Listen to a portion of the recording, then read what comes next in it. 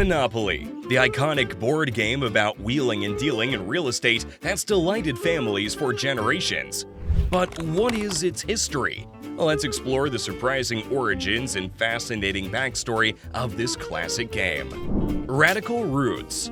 Our story begins in 1903 with writer and game designer Lizzie Magie, who created the precursor to Monopoly. Magie was fascinated by the progressive economic theories of Henry George, who believed land should be publicly owned, not exploited by landlords. To demonstrate these radical ideas, Magie invented the Landlords Game. Players bought properties, built houses, and charged rent to bankrupt opponents, but Magie's game was intended to illustrate the evils of unchecked capitalism. She even created two sets of rules, one representing greed, the other introducing a tax on landowners funding public goods. Her game spread through intellectual circles who appreciated its political message. Of course, most players ignored the lesson, enjoying the fun of bankrupting friends. Little did Magie know her invention would evolve into the beloved game we know so well. The Landlord's Game was quietly circulating in folksy homemade versions across the country by the early 1900s. Localized by Quakers. A major innovation came from Quakers in Atlantic City. This group localized the game by naming properties after neighborhood streets and landmarks. It was this familiar Atlantic City version that landed on the lap of Charles Darrow, an unemployed heater salesman in the 1930s. The Quakers had ingeniously tailored the game to their town, making it more appealing and relatable. Darrow's Monopoly. Sensing opportunity, Darrow copied the Atlantic City version of the game. He gave it a slick makeover with new art and materials, dubbing it Monopoly. Darrow handmade sets to sell locally, and it became a breakout success. He soon struck a deal with Parker Brothers to mass-produce Monopoly sets, making Darrow a millionaire celebrity overnight as the supposed inventor.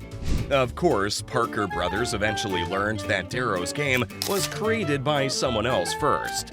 But Monopoly was making them tons of money, so they covered up the real history and downplayed Magie's vital contribution. Truth revealed. For decades, Darrow was credited as sole inventor. The real history emerged in the 1970s thanks to Professor Ralph Anspach. Anspach created a game critiquing monopolies called Anti-Monopoly. Parker Brothers sued him for trademark infringement, kicking off a decade-long legal battle over Monopoly's origins.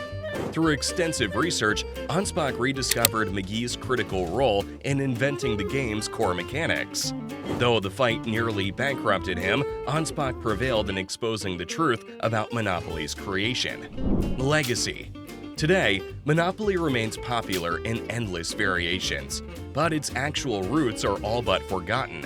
Magie's game spread progressive ideas playfully, yet ironic capitalist adaptation caused it to stray from her intent.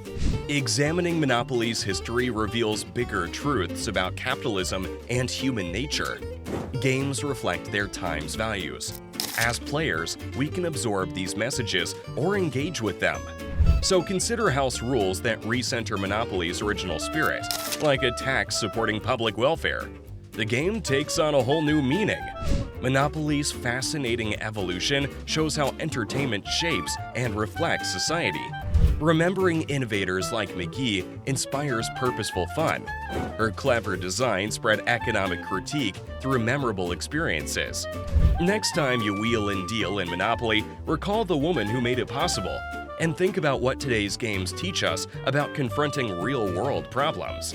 Monopoly's story is a reminder to approach play thoughtfully. Now you know the surprising history behind one of the world's most iconic board games. Pass go, collect $200, and recall Monopoly's radical roots.